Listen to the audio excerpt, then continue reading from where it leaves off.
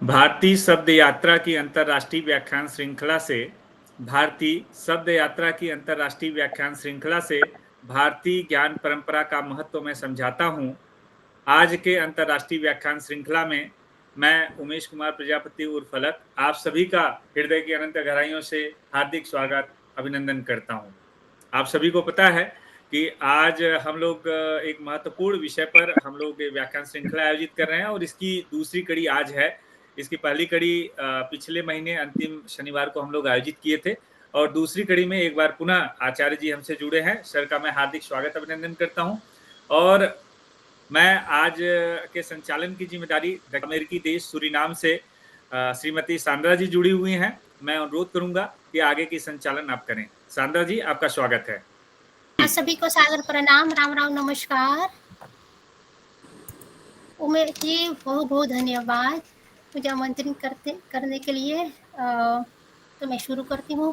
भारतीय ज्ञान परंपरा, इंडियन नॉलेज सिस्टम पर विश्व ज्ञानपीठ, प्रयागराज और पांडिचेरी केंद्रीय विश्वविद्यालय के हिंदी विभाग के संयुक्त तत्वाधान में प्रत्येक माह के अंतिम शनिवार को आयोजित होने वाले अंतर्राष्ट्रीय व्याख्यान श्रेणियों के अंतर्गत भारतीय शब्द यात्रा पर आयोजित आज इस द्वितीय व्याख्यान श्रेणी में मैं सांद्रा लुतावन दक्षिण अमेरिका सूरीनाम देश से आप सभी का हार्दिक स्वागत एवं अभिनंदन करती हूँ। आप सभी जानते हैं कि भाषा प्रतियोगिकी का परिचय पाठ्यक्रम जो भारत सरकार के शिक्षा मंत्रालय द्वारा ऑनलाइन शिक्षा को बढ़ावा देने के लिए स्वयं पोर्टल पर निःशुल्क उपलब्ध है। इसकी अंतर्गत ज्ञान कौशल को बढ़ाने के लिए ज्ञान महायज्ञ के रूप में इस अंतर्राष्ट्रीय व्याख्यान श्रेणियों का आयोजन किया जा रहा है। इस अवसर पर प्रतिष्ठित भाषाविद आचार्य जी त्रिभुवनाथ शुक्ल जी हम सभी से अभ्यास पत्र के माध्यम से जोड़ चुकी है। मैं आचार्य जी का हार्दिक स्वागत करती हूँ। आचार्य जी विश्व ज्ञानपीठ प्रयागराज के अध्यक्ष है तथा साहित्य अकादमी संस्कृत परिषद मध्य प्रदेश के पूर्व निदेशक एवं रानी दुर्गावती विश्वविद्यालय जबलपुर के हिंदी एवं भाषा विज्ञान विभाग के पूर्व आचार्य एवं अध्यक्ष भी रह चुकी है। इस कार्यक्रम में ये अंतर्राष्ट्रीय व्याख्यान श्रेणी जिनके मार्गदर्शन में हम आयोजित कर पा रहे हैं, आदरणीय डॉक्टर श्री जयशंकर बाबू सर जी, विभाग अध्यक्ष हिंदी विभाग, पांडिचेरी केंद्रीय विश्वविद्यालय पुदुचेरी ही हमसे जोड़ चुकी है।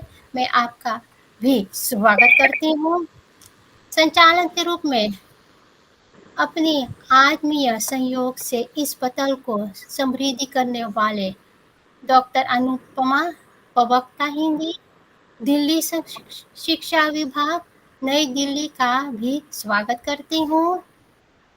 मैं श्री उमेश कुमार प्रजापति, प्रचार सचिव विश्व ज्ञानपीठ प्रयागराज का भी स्वागत करती हूँ तथा देश एवं विदेश से जुड़े आप सभी विद्वानों, भाषा चिंतकों, अध्येताओं का भी हार्दिक स्वागत करती हूँ। हम आचार्य जी से भारतीय शब्द यात्रा के अंतर्गत कुछ नए सीखे। मैं उनका एक संक्षेप परिचय आप सभी के समक्ष रखती हूँ। आप मूलतः प्रयागराज उत्तर प्रदेश के रहने वाले हैं और आपने अपने अधिकांश शिक्षा जबलपुर मध्य प्रदेश से अर्जित की है। आप BA साहित्य आचार्य MA भाषा विज्ञान MA हिंदी PhD रामचरितमानस के शब्दों का अर्थ तात्विक अध्ययन डीएलएड मानक एवं डीएलएड हिंदी भाषा का आधुनिकीकरण एवं मानकीकरण विषय पर अर्जित की है। विशेषता ज्ञानता भाषा विज्ञान समाज भाषा विज्ञान कोशा विज्ञान अर्थ विज्ञान अनुवाद विज्ञान व्याकरण शैली विज्ञान मध्यकालिक काव्य तुलसीदास वैदिक साहित्य संस्कृत काव्य कालिदास एवं व्याकरण हेमचंद्र शब्दानुशानुस संपादक साक्षात्कार भोपाल मार्च 2010 से जून 2015 तक हिंदी अनुशीलन इलाहाबाद में पाठ्यक्रम निर्माण माध्यमिक शिक्षा मंडल मध्य प्रदेश में MA Hindi BA BSc BA BHSC BCom आधार पाठ्यक्रम उच्च शिक्षा MP शासन में अध्यक्ष केंद्रीय हिंदी अध्ययन मंडल आधार पाठ्यक्रम। आगे बढ़ते हूँ।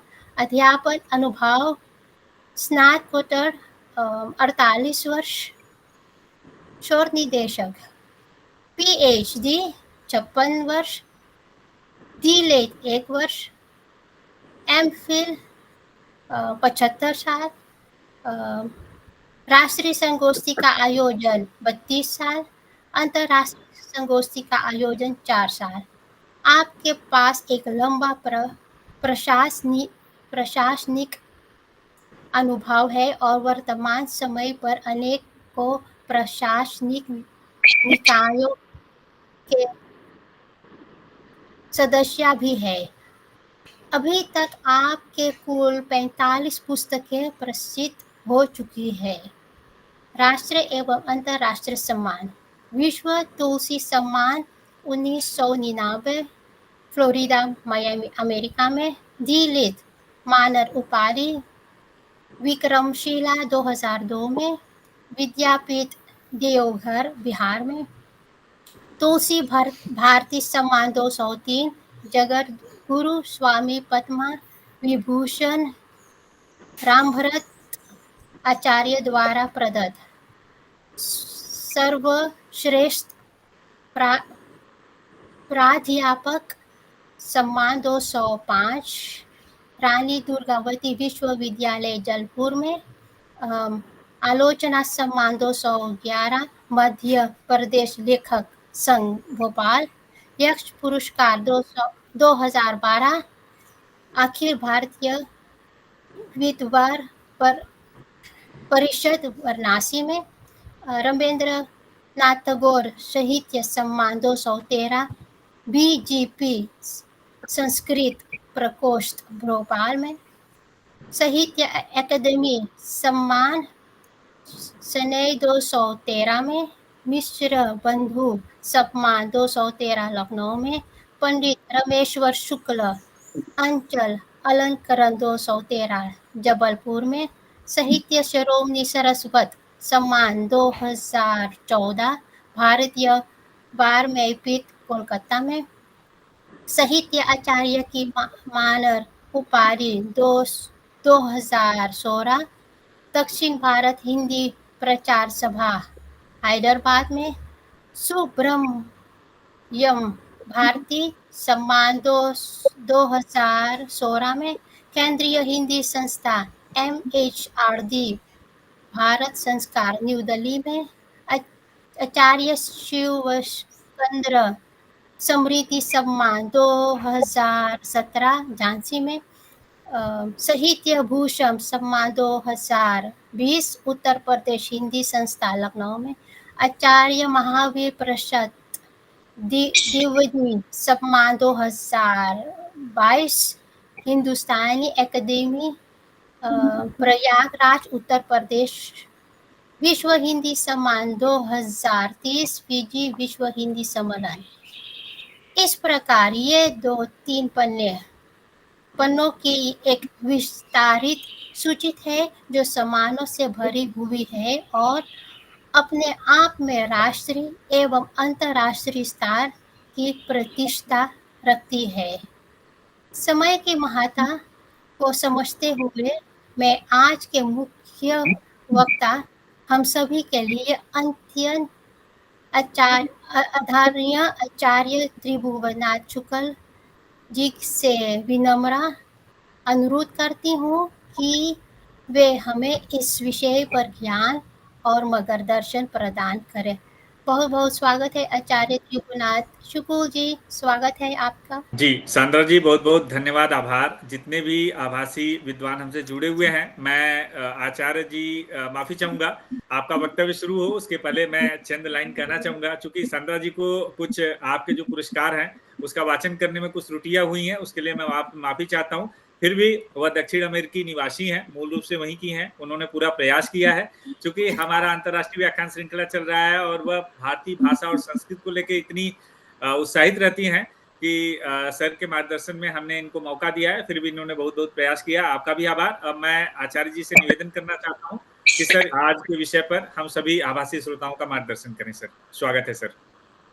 यस्यांके च विभाति भूधर सुता देवापगा मस्तके भाले बाल विधुर्गले च गरलम यशोरसि व्यालराट सोऽयं भूति विभूषणः सुरवरः सर्वाधिपः सर्वदा सर्वः सर्वगतः शिवः शशिनिभः श्रीशंकरं पातु माम्। इस कार्यक्रम के अध्यक्षता कर रहे पांडिचेरी विश्वविद्यालय के हिंदी विभाग के अध्यक्ष डॉक्टर बी जयशंकर जी, इसके संयोजक उमेश कुमार प्रजापति जी, अनुपमा जी, और आज बहुत अच्छा संचालन कर रही सांद्रा जी। जहाँ कहीं मात्रा का लाघव आ गया है वह भी वैशिष्ट हो गया है, उसमें किसी प्रकार की कमी नहीं। आप सूरीनाम से हैं, वहाँ हिंदी संस्कृत और संस्कृत का प्रचार प्रसार कर रही हैं, अध्ययन अध्यापन से जुड़ी हुई हैं। आपका विशेष रूप से स्वागत। और इस कार्यक्रम में जुड़े हुए सभी बंधु भगिनी आत्मीयजन, आप सभी को ज्ञात है कि भारतीय शब्द यात्रा की यह दूसरी कड़ी। पहली कड़ी में आर्य शब्द को लिया गया था, आर्य शब्द का विकास, जिसमें मूल स्थापना यह थी कि आर्य शब्द जातिवाचक नहीं, नस्ली नहीं, और इसका पूरा संदर्भ वैदिक साहित्य से लेकर के और उपनिषद तक हम लोग पहुंच सके थे।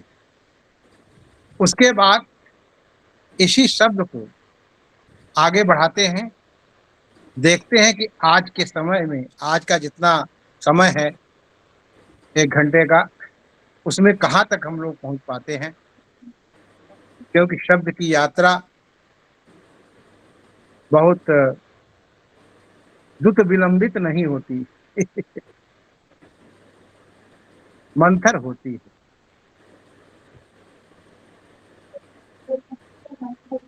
जितना हम पिछले चरण में सुन चुके थे, कह चुके थे, चर्चा कर चुके थे,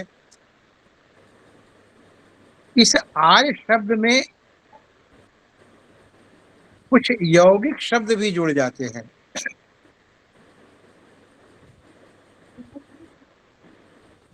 यौगिक शब्द बनते, जैसे आर्यावर्त है, आर्य प्रावर्त, आर्यावर्त शब्द आता है संस्कृत में, उसी आर्य से बना है। इसका अर्थ है कुलीन, अभिजात, विशिष्ट, उत्तम, श्रेष्ठ, गुणवंत व्यक्तियों के रहने का भूभाग, पुण्य भूमि आदि अर्थों में है। हम लोग जब संकल्प लेते हैं किसी शुभ कार्य के लिए, तो कहते हैं आर्यावर्तैक देशे, गंगाया दक्षिण तटे, उत्तर तटे, कावेरी या मतलब भारतीय नदियों का नाम लेते हैं। आर्यावर्तैक देशे, आर्यावर्त पुण्य भूमि, मध्यम बिंद हिमालयो, अमरकोश के 2:1:18 में इस प्रकार से उल्लेख मिलता है। इसी प्रकार से अन्य प्रयोग भी मिलते हैं।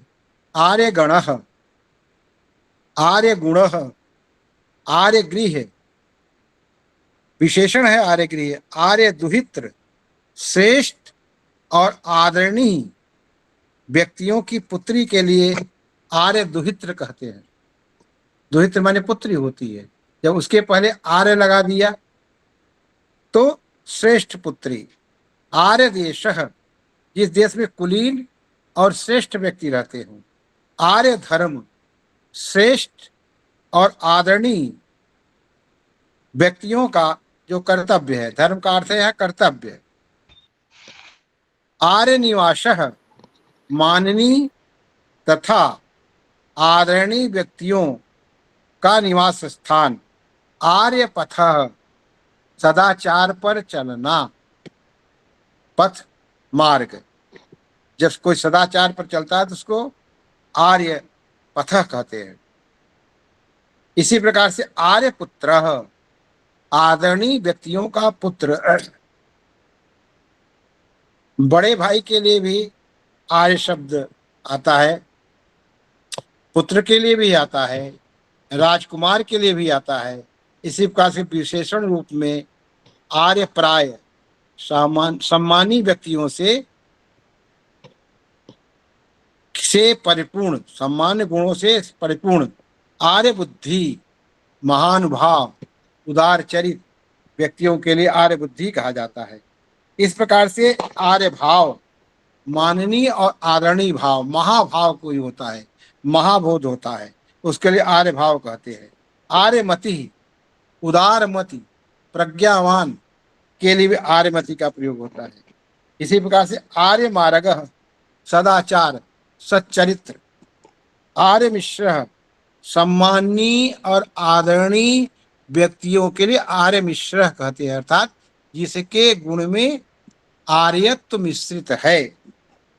इस प्रकार से अनेक प्रयोग मिलते हैं आर्य शब्द के, जो यौगिक शब्द बन गया है। प्राकृत भाषा में भी इसका प्रयोग हुआ है और वहां ये अज्य हो गया है। आर्य से क्या हो गया है? अज्य। प्राकृत शब्दकोश है एक, पाई शब्द महाणव। इसको आप लोग जरूर देखिएगा। हिंदी के शब्दों का विकास, मैं तो कहूँगा भारतीय भाषाओं के शब्दों का विकास, इसमें बहुत अच्छे से आपको मिल सकता है। पाई शब्द महाणव, ये प्राकृत का कोश है और ये मोतीलाल बनारसी दास के यहाँ से प्रकाशित है, पुराना कोश है। तो पाई शब्द महाणव में अज्य शब्द का प्रयोग हुआ है और वहाँ अज्य का अर्थ वही है जो हम वैदिक काल से लेकर के अभी तक के साहित्य में प्रयोग देखते आ रहे हैं। वहाँ भी उत्तम, श्रेष्ठ, मुनि, साधु, सत्य कार्य करने वाला, पूज्य, मान्य, मातामह, पितामह, एक श्रेष्ठ ऋषि, गोत्र विशेष, जैन साधु साध्वी और उनकी शाखाओं के पूर्व में यह शब्द लगता है। जैसे अज्जवैर, अज्ज चदड़ा, अज्जोपमिला। इन संदर्भों स्पष्ट है कि हमारे यहाँ पूरे विश्व में कहीं भी आर्य शब्द जातिवाचक नहीं था। ये जो 9 अर्थ पाई शब्द महाणों में दिए हैं, ये बड़े महत्वपूर्ण हैं। जब कोई शब्द होता है तो उसका विलोम भी हमें मिल जाता है, उसका विलोम हो ही जाता है। पक्ष का प्रतिपक्ष जैसे होता है, जैसे रात का दिन होता है, सुख का दुख होता है, वैसे ही आर्य के साथ का जो विलोम शब्द है अनार्य, उस पर भी हमें थोड़ा सा ध्यान केंद्रित करना होगा। इसके पहले मैं बता दूं कि इस थोड़ी सी इस भूमिका के साथ, इस संदर्भ के साथ आगे जो हमारी आज के व्याख्यान की थीम होगी वो होगी कि उपनिषदों के बाद महाभारत में और अन्य जो आर्य साहित्य हैं वहां कहाँ कहाँ आर्य शब्द का प्रयोग हुआ है और किस अर्थ में हुआ है। तो मैं कह रहा था कि मैं 3 शब्दों को लूंगा कि आर्य के विलोम के लिए अनार्य है, अनार्य शब्द है, अनार्य विशेषण है, अप्रतिष्ठित, अधम, अशभ्य, दुर्जन, दुस्सील, अकुलीन, मतलब उसका जो आर्य का अर्थ था उसका ठीक विलोम अर्थ है। जैसे अनार्य संस्कृत पुल्लिंग शब्द है, इसका अर्थ है म्लेच्छ, अकुलीन जात का व्यक्ति। तीसरा है अनार्यता, नीचता, निष्ठुरता, क्रूरता, निष्क्रियता। उदाहरण इसका है मनुस्मृति में भी मिलता है, व्यंजनती है लोके कलुषयो निजम, मनुस्मृति के 10वें अध्याय के 98वें श्लोक में है। इस प्रकार हमारी संस्कृत एक आदर सूचक अर्थ में आर्य शब्द को लेती है और अनादर सूचक भाव में अनार्य शब्द को लेती है, जिसकी मैंने चर्चा की। अब मैं जहां तक पहुंचा था उपनिषदों तक, वैदिक साहित्य से लेकर उपनिषदों तक की यात्रा हुई थी, उसके आगे अब मैं मनुस्मृति को ले रहा हूं। मनुस्मृति के बाद वाल्मीकि रामायण को, वाल्मीकि रामायण के बाद गीता, गीता के बाद मैं दक्षिण की जो हमारी 4 भाषाएं हैं, तमिल, तेलुगु, मलयालम और कन्नड़, इनमें आर्य शब्द का प्रयोग कहाँ कहाँ हुआ है और किस संदर्भ में हुआ है। उसके बाद हम फलश्रुति पर आएंगे कि पूरे भारतीय वांग्मय में आर्य शब्द की जो विकास यात्रा है वह किस रूप में प्रवाहित हुई है। मनुस्मृति में आर्य शब्द विशेष रूप से उत्तम, श्रेष्ठ तथा गुणी व्यक्तियों के लिए प्रयुक्त हुआ है। वहां उदाहरण दिया है कि असमुद्रात तुवैर पूर्वाद, समुद्रात तुच्छ पश्चिमात, नार्यावृत्तम विदुर्बुद्ध, अर्थात पूर्व और पश्चिम दोनों समुद्रों से घिरे हुए मध्य में जो देश है उसे बुद्धिमान लोग आर्यावर्त कहते हैं, ऐसा उल्लेख है। इसी मनुस्मृति में दूसरा उदाहरण मिलता है, मनुस्मृति के 2 अध्याय के 23वें श्लोक में एष देशः प्रकल्प्य सदा धर्मार्थ योगः आर्यावर्त निवासस्य, अर्थात यही देश धर्म अर्थ के लिए उचित है और यहाँ निवास करने वाला मानव सदा श्रेष्ठ कर्मों में तल्लीन रहता है।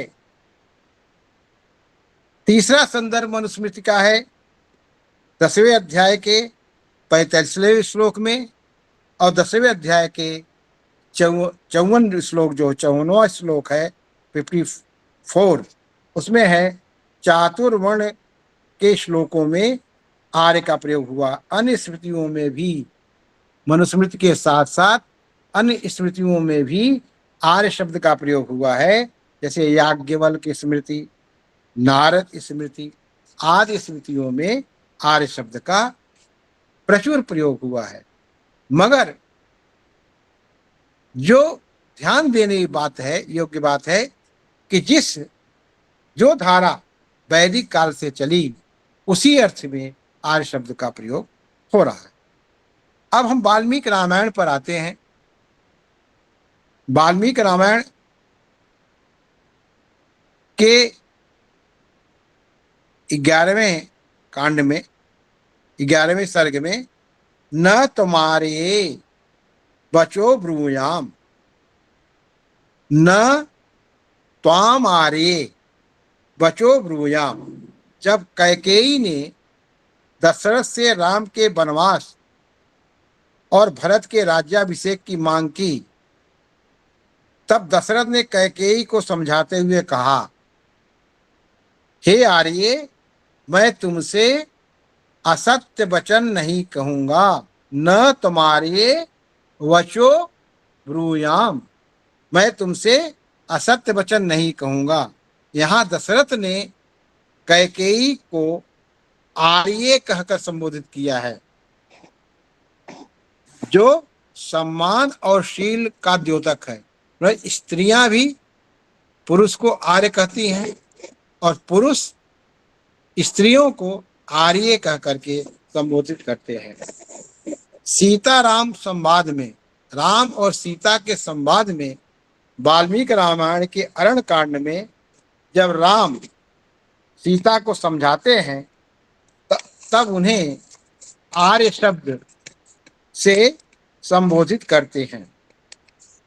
आर्य पुत्रानुगच्छामि, सीता संबोधित करती है, आर्य पुत्रानुगच्छामि, मैं आर्य पुत्र का अनुसरण करूंगी। अर्थात हे आर्य, मैं आपके साथ वन चलूंगी। यहां भी आर्य शब्द पथ के लिए आदरवाचक शब्द के रूप में प्रयुक्त हुआ है। इसी प्रकार से लक्ष्मण का जो संवाद हुआ है, लक्ष्मण कई बार राम को आर्य शब्द से संबोधित करते हैं। कथम आर्येण धर्मेण प्रज्ञया चानुपाल्यते, अर्थात हे आर्य, आप धर्म और प्रज्ञा का पालन किस प्रकार से करते हैं। लक्ष्मण ज्ञान लेने के लिए कुछ जिज्ञासा व्यक्त करते हैं, तब वे राम को आर्य शब्द से संबोधित करते हैं। देखिए, भ्राता शब्द का संबोधन हो सकता था, मगर यहाँ आर्य शब्द का प्रयोग इसलिए किया कि उनसे कुछ श्रेष्ठ हैं, वो उनसे कुछ जानना चाहते हैं, इसलिए वहां आर्य शब्द का प्रयोग किया। क्योंकि शब्द महत्वपूर्ण नहीं होता, अर्थ महत्वपूर्ण नहीं होता, महत्वपूर्ण होता है संदर्भ। आपने किस शब्द का किस संदर्भ में प्रयोग किया है, यह महत्वपूर्ण होता है। मंदोदरी भी रावण को आर्य शब्द से संबोधित करती है और कहती है, किम तुम्हार्या परिक्षिप्तम। यहां व्यंग किया है कि आप परिक्षिप्त हो गए हैं, लेकिन सम्मानजनक रूप में आर्य शब्द का प्रयोग करती है। कहने का तात्पर्य यह है कि रामायण में जितने भी संदर्भ आए हैं, सभी संदर्भों में आर्य शब्द जातिवाचक न होकर के संबोधन के रूप में, श्रेष्ठता के रूप में, आदर के रूप में, सम्मान के रूप में प्रज्ञावान व्यक्तियों के लिए, धर्मशील व्यक्तियों के लिए प्रयुक्त किया गया है। अब हम आते हैं रामायण के बाद महाभारत, क्योंकि रामायण के बाद महाभारत आता है, महाभारत के बाद रामायण नहीं आता। इसलिए हमने उसके दूसरे क्रम में महाभारत को लिया है। महाभारत का उद्योग पर्व है। उद्योग पर्व के 90वें सर्ग के 53 श्लोक जो है, 53 श्लोक, उसमें है वृत्तेन हिमवर्तयोर न धनेन न विद्यया, अर्थात सदाचार से ही आर्य होता है कोई व्यक्ति, न कि धन से या विद्या से। इससे स्पष्ट है कि आर्यत्व माने श्रेष्ठत्व साधनों से नहीं बल्कि आचरण और धर्म से होता है। अब आप देखिए कि बहुत धन हो, बहुत विद्वान हो, किंतु यदि आचरण न हो रावण भी तो विद्वान था, पर आचरण, तो आचरण महत्वपूर्ण है। विद्वान होने से, ज्ञानी होने से आर्यत्व तो नहीं आएगा, धन से आर्यत्व तो नहीं आएगा, आर्यत्व तो आएगा आचरण से। फिर द्रोण पर्व में, महाभारत के ही द्रोण पर्व में जो 33वां है, 33:9 में आया है कि आशा भंगम न कुर्वन्ते, आशा भंगम न कुर्वन्ति भक्तस्य आर्या कथंचनम। आर्य अर्थात श्रेष्ठ व्यक्ति भक्त की आशा को कभी नहीं तोड़ते। जो भक्त है आपका, उसकी जो आशा है, जो अपेक्षा है, आप समर्थवान हैं, अगर समर्थवान के पास कोई जाता है कुछ याचना करने, कुछ पाने की इच्छा से, चाहे वो ज्ञान हो, धन हो, मान हो, सम्मान हो, पद हो, प्रतिष्ठा हो, कोई भी, यदि वह उसे नहीं देता तब वह वो नहीं, श्रेष्ठ नहीं, आर्य नहीं। आर्य तब होगा जब वह व्यक्ति भक्त की आशा को कभी न तोड़े। जो उसकी प्राप्त्याशा है, प्राप्तुम इच्छा प्राप्त्याशा, प्राप्त करने की जो इच्छा है वह उससे उसकी पूर्ण होती है। तो ये कौन करता है? आर्य, जो श्रेष्ठ होगा, जो श्रमशील होगा।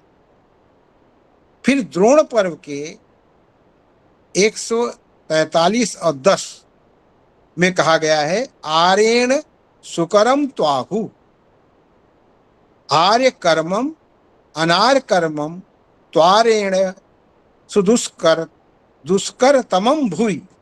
आर्य व्यक्ति के लिए धर्म करना सरल होता है, किंतु आर्य के द्वारा अनार्य कर्म करना अत्यंत कठिन होता है। अर्थात जो आर्य है वो सदैव सत्कर्म ही करेगा, उससे अधर्म की आशा न करना, वो कभी अधर्म कर ही नहीं सकता।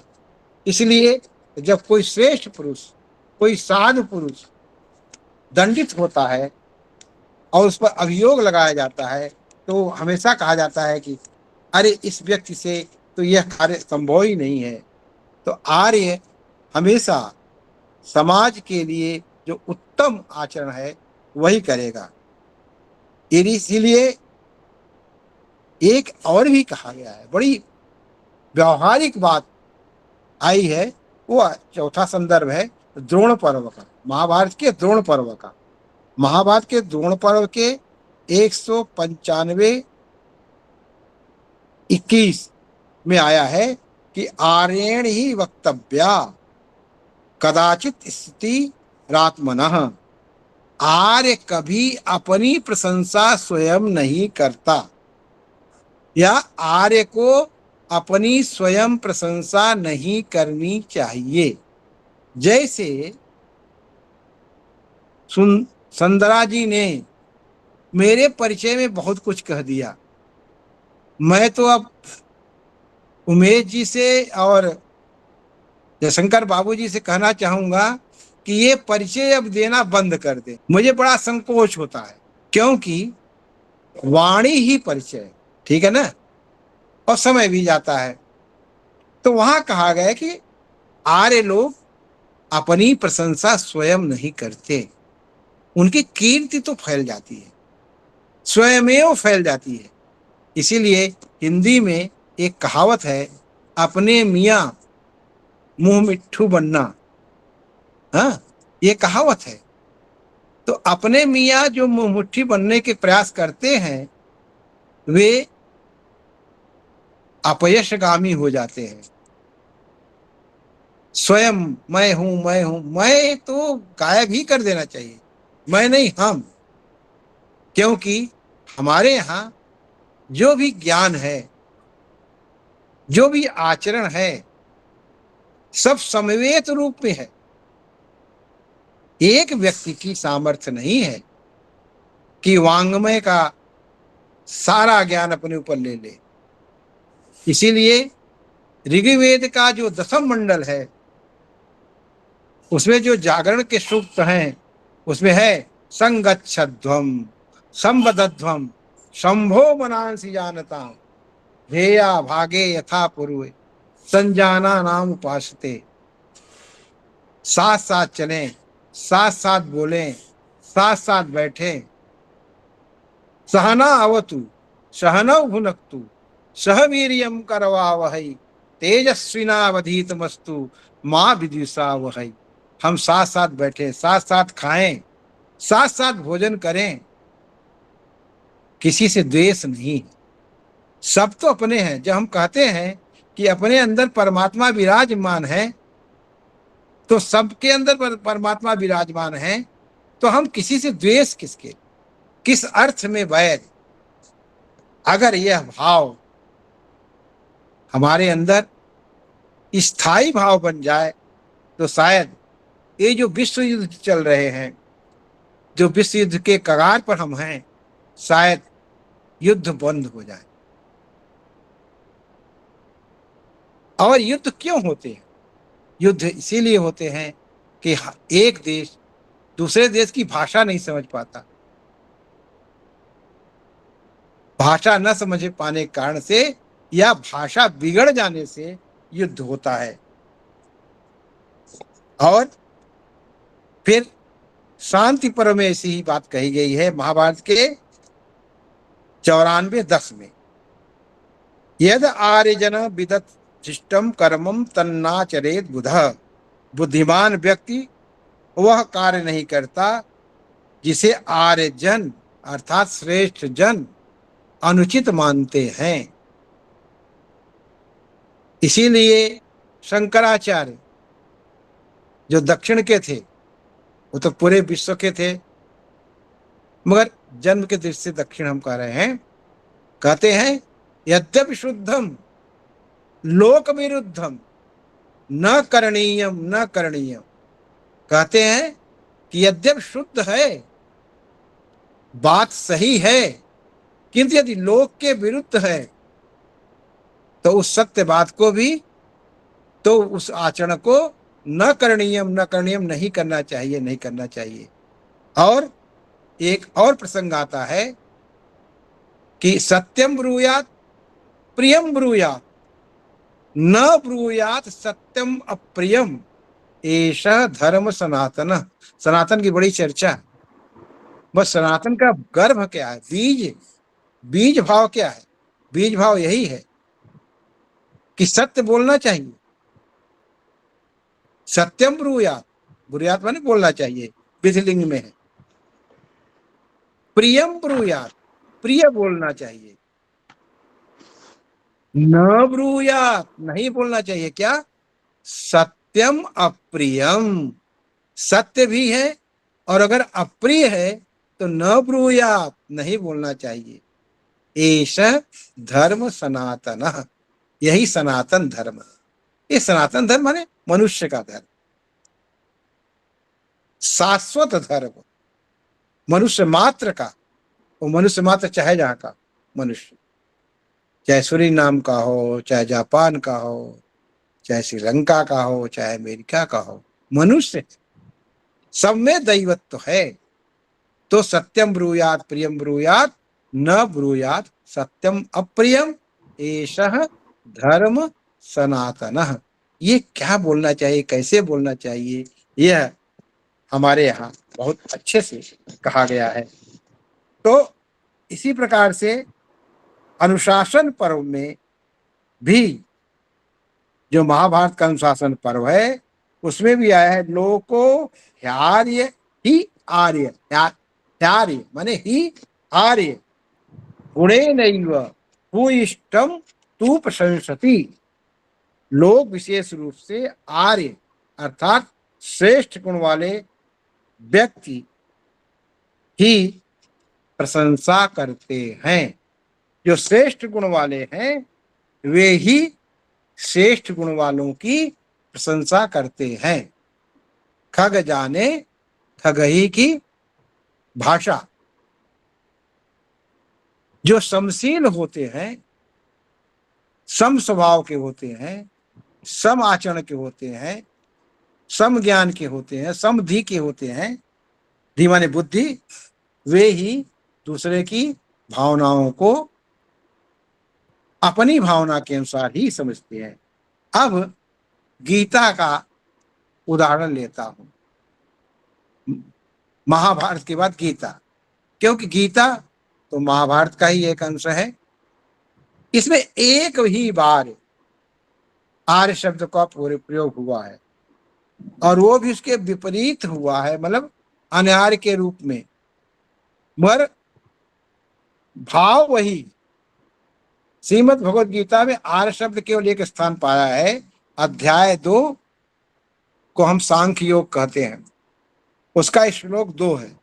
जब भगवान श्री कृष्ण अर्जुन को युद्धभूमि में कायरता त्यागने के लिए प्रेरित करते हैं, तब कहते हैं कुतस्त्वाम कशमलमिदम विषमे समुपस्थितम अनार्यजुष्टम स्वर्गम कीर्तिकर करम अर्जुन।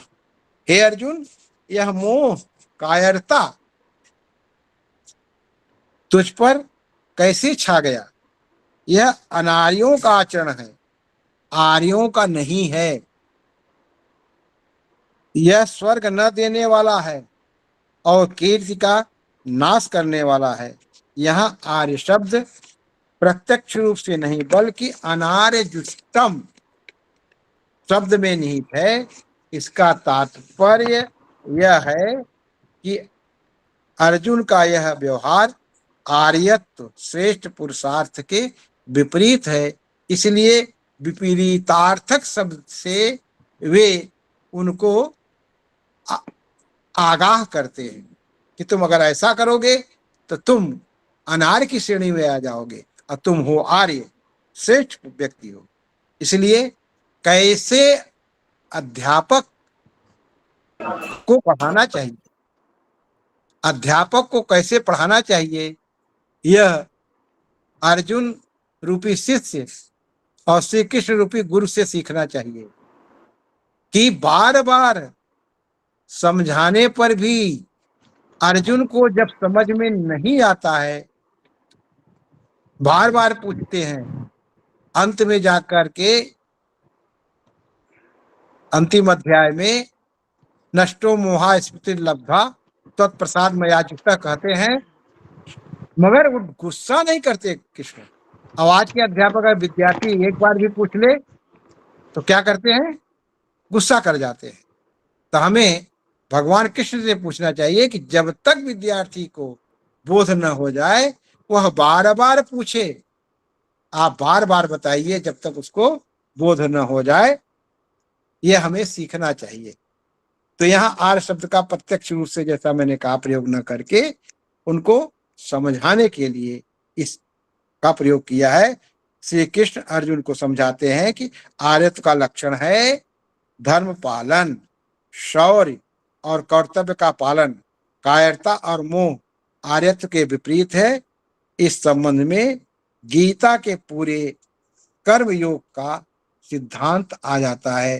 बड़ा महत्वपूर्ण यह श्लोक है जिसमें अनार्य के माध्यम से आर्यत्व की चर्चा की गई है।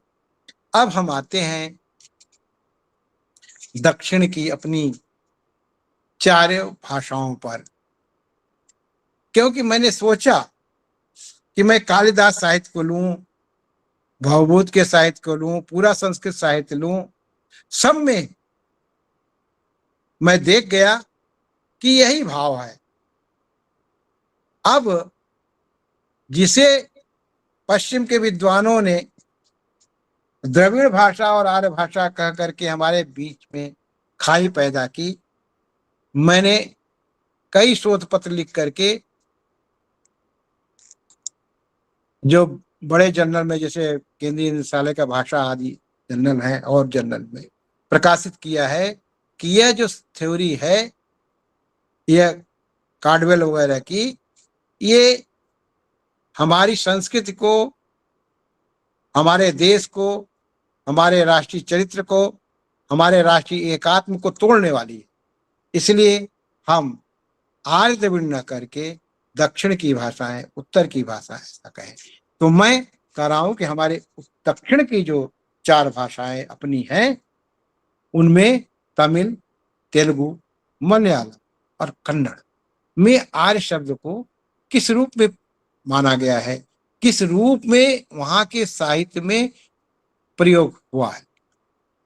तो ये मुझे तमिल नहीं आती, तेलुगु नहीं आती, मलयालम नहीं आती, कन्नड़ नहीं आती। थोड़ा बहुत शब्दों के माध्यम से, जो व्यवहारिक ज्ञान है उसके माध्यम से थोड़ा थोड़ा पढ़ता हूं। मगर आजकल लिप्यंतरण हुआ है भाषाओं का। आप लिप्यंतरण के माध्यम से सारी भाषाओं को जान सकते हैं यदि आप कोशिश करें। तो मैंने उसी माध्यम से जो तमिल साहित्य पढ़ा, देखा, केवल इस शब्द की दृष्टि से उसमें मुझे मिला कि तमिल साहित्य में आर्य का प्रयोग एक जातीय और भौगोलिक नाम से नहीं। अच्छा, सबसे बड़ी बात यह है कि आज हमारी जो इस कार्यक्रम की अध्यक्षता कर रहे हैं और सूत्रधार भी हैं, विद्वान आचार्य हैं जयशंकर बाबू, उनकी मातृभाषा तमिल है, ठीक है ना? तमिल है, तेलुगु है, तेलुगु। अच्छा तेलुगु है। तेलुगु है, चलिए। हाँ, अच्छा चारों भाषाओं का व्यवहार करता हूँ, लेकिन तेलुगु मेरी मातृभाषा है। अच्छा, तेलुगु पर आएंगे तब, चलिए ठीक है। फिर भी आप तमिल तो हम लोगों से तो ज्यादा जानते हैं, तो तेलुगु पर भी आएंगे। तो तमिल में एक जाति या भौगोलिक शब्द के रूप में नहीं, अपितु यह सांस्कृतिक आदान प्रदान और मूल व्यवस्था का प्रतीक के रूप में आर्य शब्द का प्रयोग हुआ है।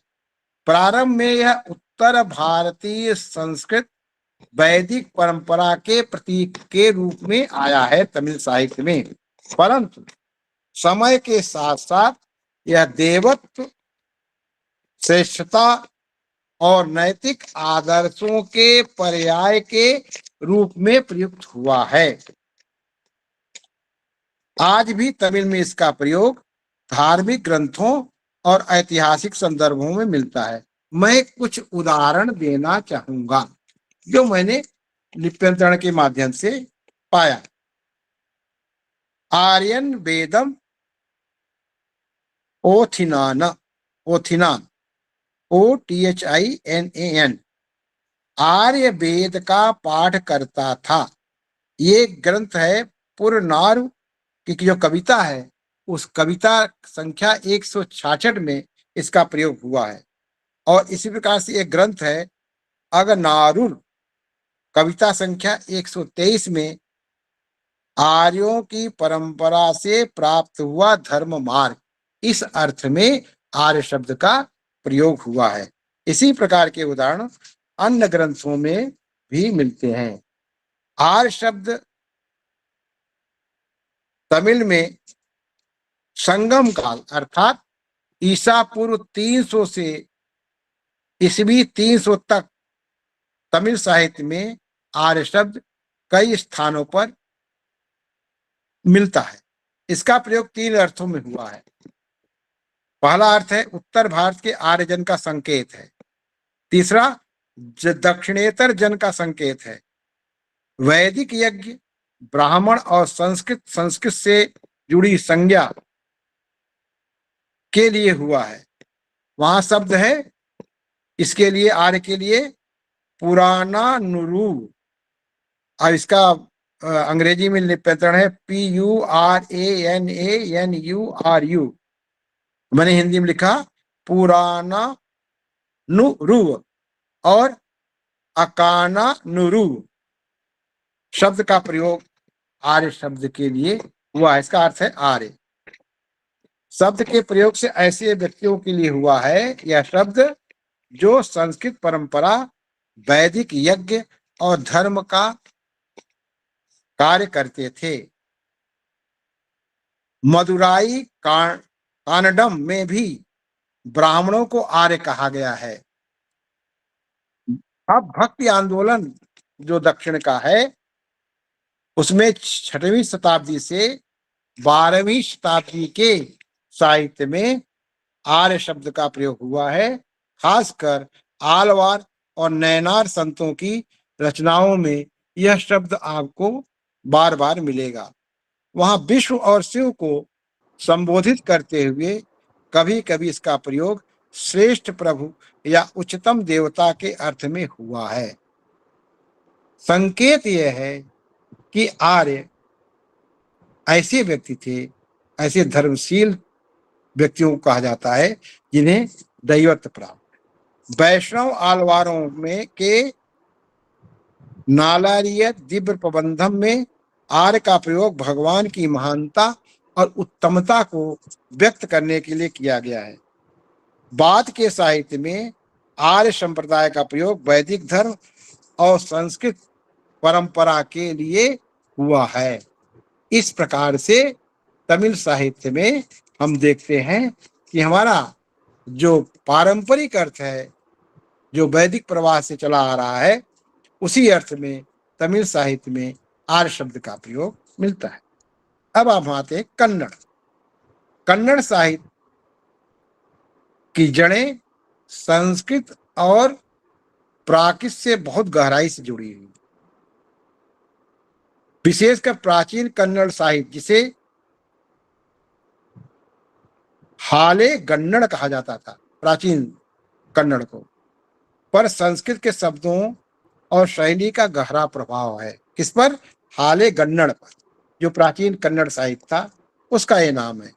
इन्हीं में से एक महत्वपूर्ण शब्द है आर्य। यहाँ कन्नड़ में उसी प्रकार यह आर्य शब्द सम्मान, श्रेष्ठ, आदर, सांस्कृतिक आदर्शों का पालन करने वाले व्यक्ति के लिए प्रयुक्त है। प्रारंभिक कन्नड़ जो 9वीं शताब्दी से 12वीं शताब्दी के कालखंड में बोली जाती थी, उसमें कवि राजमार्ग अर्थात कवि निपतुंग जो 9वीं शताब्दी में हुए हैं, उन्होंने कन्नड़ काव्यशास्त्र पर चर्चा करते समय संस्कृत के आदर्शों का उल्लेख किया है और यहाँ आर्य शब्द साहित्यिक आदर्शों के संदर्भ में आया है। जैसा मैंने कहा ना कि आर्य को आर्यावर्त इससे उससे जोड़ करके, तो जो श्रेष्ठ साहित्य है उसके लिए आर्य साहित्य का उन्होंने प्रयोग किया आर्य शब्द का। तो वहां सम्मान सूचक अर्थ में है। प्राचीन काव्य से एक उदाहरण हमें मिलता है कि आर्य निन्ना नैतिकाते लोकाके दारी दिया, अर्थात हे आर्य, तुम्हारा नैतिक आचरण संसार के लिए दीपक है।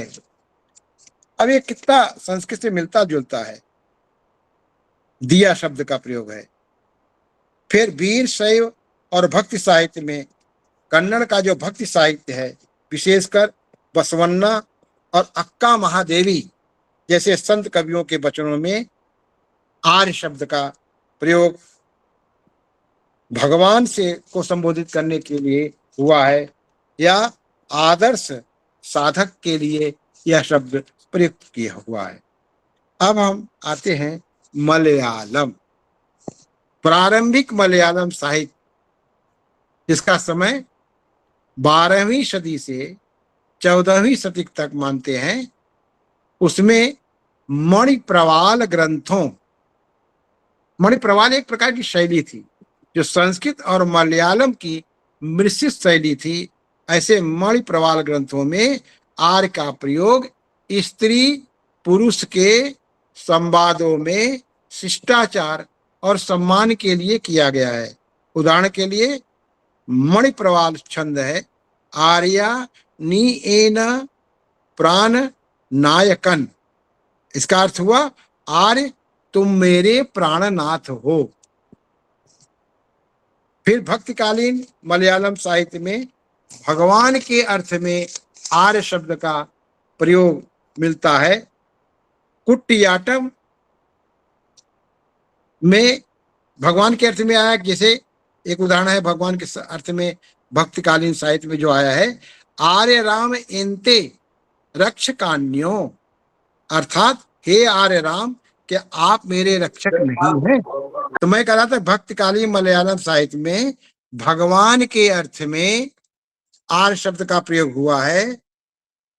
आर्य उदाहरण है आर्य राम एन्ते रक्षकान्यो, अर्थात हे आर्य राम, क्या आप मेरे रक्षक नहीं हैं? इसी प्रकार से नाट्य साहित्य और शास्त्रीय काव्य में भी आर्य शब्द का प्रयोग मलयालम साहित्य में हुआ है। जैसे कुट्टियाटम और कथकली जैसे नाट्य प्रयोगों में पात्रों के संवाद में संस्कृत शैली की ही तरह आर्य शब्द प्रतीत रहा। जैसे स्त्रियां नायक को संबोधित करते समय आर्य कहती थी। कथकली में संवाद में भी आर्य पुत्र शब्दों के अनेक उदाहरण मिलते हैं और आधुनिक मलयालम साहित्य में भी आर्य शब्द के हैं प्रयोग कई मिलते हैं। जैसे कवि कुमारन आसन और वल्लथोल नारायण मेनन जैसे कवियों ने भारतीय संस्कृत के गुणगान करने वाले आर्य को श्रेष्ठ भारतीय सभ्यता के प्रतीक के रूप में प्रयुक्त किया है। इस प्रकार से मलयालम साहित्य में प्रचुर मात्रा में हमें आर्य शब्द का प्रयोग मिलता है और उसी पारंपरिक अर्थ में मिलता है। अब हम आते हैं तेलुगु। कहाँ है जयशंकर बाबू, नहीं दिख रहे हैं क्या? अब उनकी भाषा आ गई। जी हैं सर, हैं सर। है सुन रहा हूं सर। अच्छा, तेलुगु, क्योंकि तेलुगु में कवि नन्नय 11वीं और 12वीं सदी के हैं ये। इन्होंने महाभारत का अनुवाद किया 11वीं 12वीं सदी में और इन्होंने अपने ग्रंथ में आर्य शब्द का प्रयोग किया है। शिष्टाचार, कुलीनता और श्रेष्ठता के अर्थ में किया है। उदाहरण है आर्य चरित्र को त्यागना क्षत्रिय के लिए कलंक है, ऐसा उदाहरण उसमें आया है। यहाँ आर्य शब्द का आशय धर्मनिष्ठ, वीर और सज्जन व्यक्ति से है। दूसरा है संदर्भ प्रबंध काव्य और शिष्टाचार। ये 14वीं और 15वीं सदी की रचना है। तेलुगु प्रबंधकारों ने आर्य शब्द का प्रयोग विशेषकर स्त्री पुरुष संबोधन के रूप में किया है। स्त्री कथा, मनु चरित्रम जैसे ग्रंथों में नायिका नायक को आर्य कह करके संबोधित करती थी। आर्य ना मानासु निकु मात्रा में। ठीक है जयशंकर जी, ये कुछ उसको शुद्ध कर लीजिएगा। हाँ हाँ हाँ, मनसु, वहां पे मानस नहीं मनस, मनस का मतलब मन। हाँ हाँ हाँ हाँ, मनस हाँ हाँ हाँ। वो ए लगा हुआ था ना, वो लिप्यंतरण में, ट्रांसलिट्रेशन में जो ए लग जाता अंग्रेजी का। हाँ, तो वो ठीक है। आर्या न मनसु निक मात्रा में, अर्थात आर्य मेरा मन केवल तुम्हारा है। कितना ऊंचा भाव है, कितना ऊंचा भाव, इतना ऊंचा भाव, इतना बड़ा शब्द आर्य के लिए ही हो सकता है। और भक्ति साहित्य में तेलुगु में वैष्णव और शैव कवियों ने आर्य शब्द का प्रयोग भगवान के लिए किया है। अन्नमाचार्य 15वीं शताब्दी तिरुपति वेंकटेश्वर की स्तुति में के लिए जो गीत लिखे थे, उन गीतों में आर्य शब्द भगवान के लिए प्रयुक्त हुआ है। आर्य नारायणा नी दाया परमानंदम, वही परमानंदम, अर्थात हे नारायण आपकी कृपा परम आनंद है। और शास्त्रीय तेलुगु के शास्त्रीय और नाट्य साहित्य में भी कृतवास, रघुनाथ के दरबारी कवियों तथा हरिकथा परंपरा में आर्य शब्द संस्कृत नाटकों की शैली के अनुसार आया है। आधुनिक काल में भी 19वीं और 20वीं सदी में आर्य समाज के प्रसार से यह शब्द पुनः सामाजिक सुधारक के संदर्भ में लोकप्रिय हुआ तेलुगु साहित्य में। तेलुगु निबंधों कविताओं में आर्य का प्रयोग वैदिक धर्म, भारतीय संस्कृत और सभ्यता के पर्याय के रूप में हुआ। इस प्रकार से हम देखते हैं कि आर्य शब्द का प्रयोग सर्वत्र एक संबोधन के रूप में, श्रेष्ठत्व के रूप में हुआ है। कहीं भी जातिवाचक शब्द के रूप में इसका प्रयोग नहीं हुआ। इस प्रकार से आज हमारी आर्य शब्द की विकास यात्रा यहाँ समाप्त होती है और समय भी 7:07 हुआ। 6 से 7 1 घंटे का यह ठीक नपातुला रहा, न कम न ज्यादा। और आप सब लोगों ने बड़े धैर्य के साथ सुना। निश्चित ही कुछ जिज्ञासाएं होंगी, तो पूरे भारतीय वाङ्मय में आर्य शब्द का प्रयोग वही हुआ है जो वैदिक साहित्य से प्रवहमान होकर के चला है। कहीं जात सूचक नहीं है। यह ध्यान हमें रखना होगा ताकि हम विभ्रम से बच सके। बहुत बहुत धन्यवाद। कोई प्रश्न है तो आप पूछ सकते हैं। बहुत बहुत धन्यवाद आचार्य जी।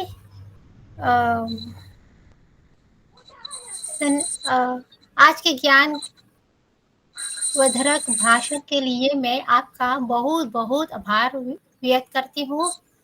आपने अपने विचारों से हमें अत्यंत ज्ञान, प्रेरणा और दृष्टि विस्तार प्रदान किया है। आपके सम्मान में मैं सूरीनाम देश की ओर से एक चंद लाइन प्रस्तुत करने चाहती हूँ। जरूर करिए।